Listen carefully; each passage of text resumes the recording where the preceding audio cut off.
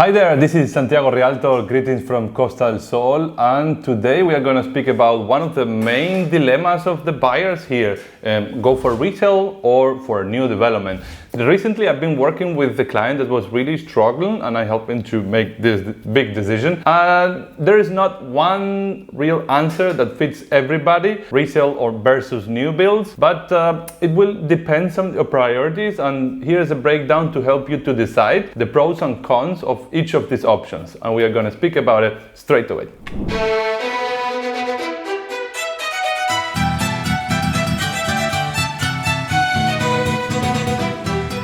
First of all, let's speak about the resale properties or second-handed properties when you buy directly to the private owner.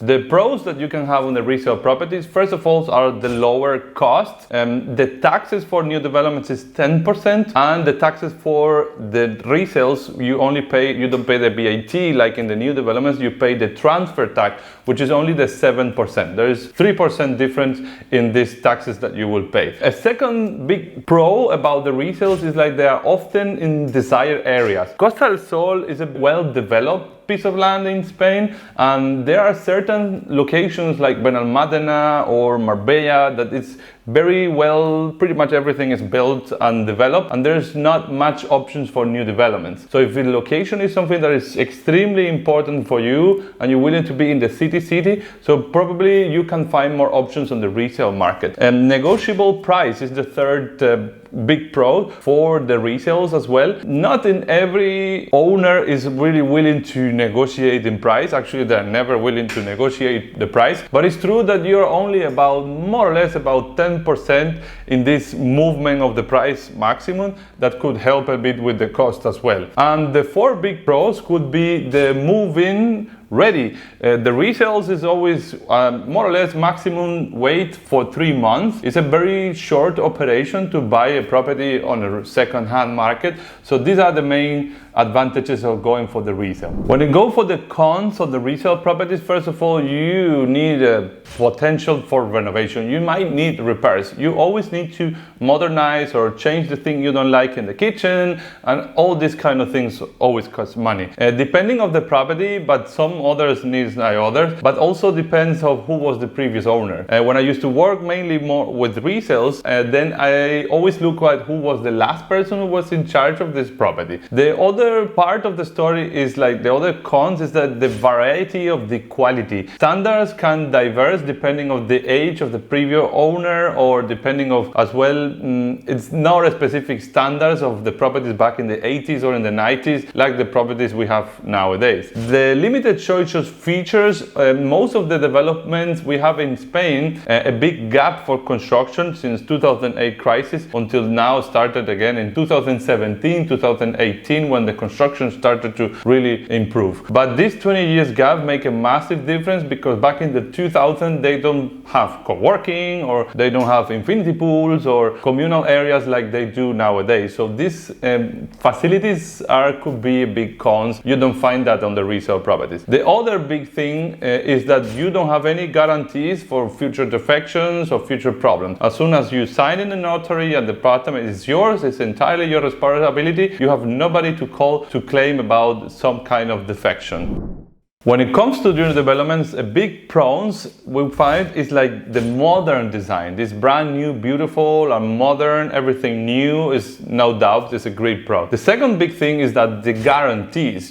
Typically for a new development you have 10 years guarantee and 3 years for all the appliances. Everything is brand new with the big high standards. The third point of view is the modern amenities, right? That they include the gyms, you have the communal area, the security features and so on. A big fourth one is like the flexible payment term. This is one of my big thing. I choose my property myself. I bought it off plan as a new development, and this was the deal maker for me, right? The opportunity to have these facilities in payments, an option to have, for example, normally you pay about 6,000 euros deposit, then you don't pay anything else about the month, or after that you pay another maybe 20%, and the next year after that you pay another 10%, and the rest on completion when the apartment is ready. This flexibility in payment terms is a a big thing. Another big feature is that the personalization options. In some cases, you can choose the finishes during construction to be able to choose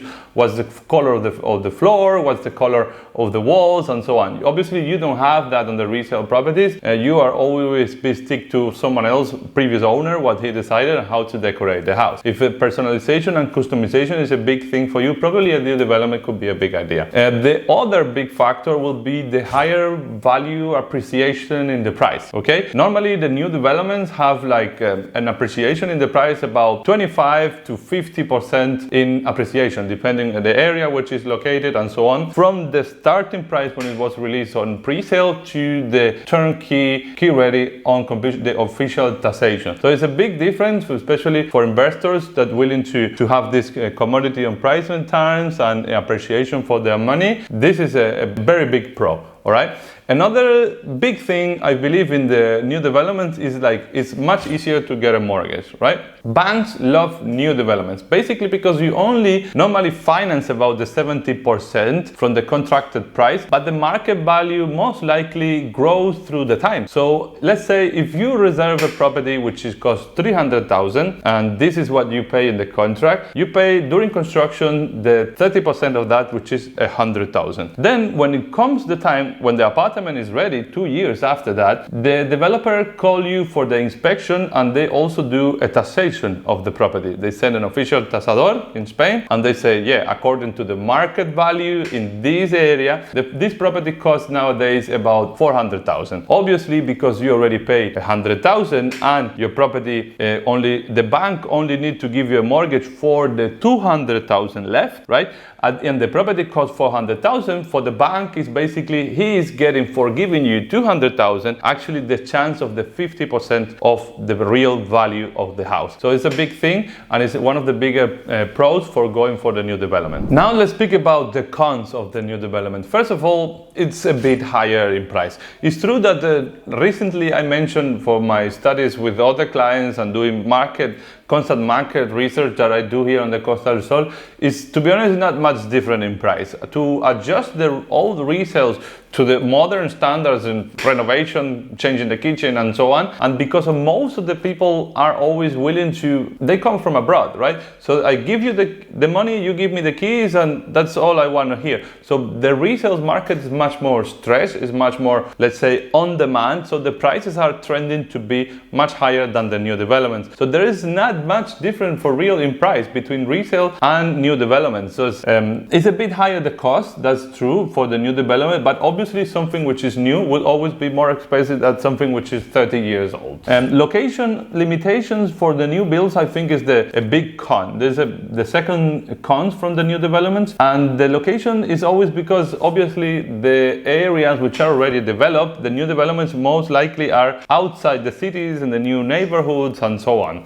The third, I think one of the worst part of the story of the new developments is the waiting time. Timing is it's a horrible thing, especially when you pay so much money from something. And I most of the time recommend my clients to wait to reserve a property or new development when you see the concrete structure, more or less when the construction is at the 30% of the time, right? More or less 30% of the construction process. This will give you about a year of wait. Let's say when you come for the summer, next summer you will have your property ready. Because when you reserve something on the pre-sale, when the more attractive the prices are and more availability, it's true that you don't have an exact completion date, right? So you might need to wait until the developer gather all these reservations and they get a construction company to build to really know when you will get your apartment. So if timing is something that stresses you a lot, I wouldn't recommend to go to new developments, or I wouldn't recommend to go for something that the construction haven't started yet. The fourth part of the cons is that basically you have no chance in negotiation anything in the price. The price is what it is. I consider this is an important thing because a good advice I can give for the people related to new builds who are trying to negotiate is just don't do it. There's no chance we can try to negotiate the price. We can negotiate other things like payment terms and timing. We can work with that because at the end the time is also money. But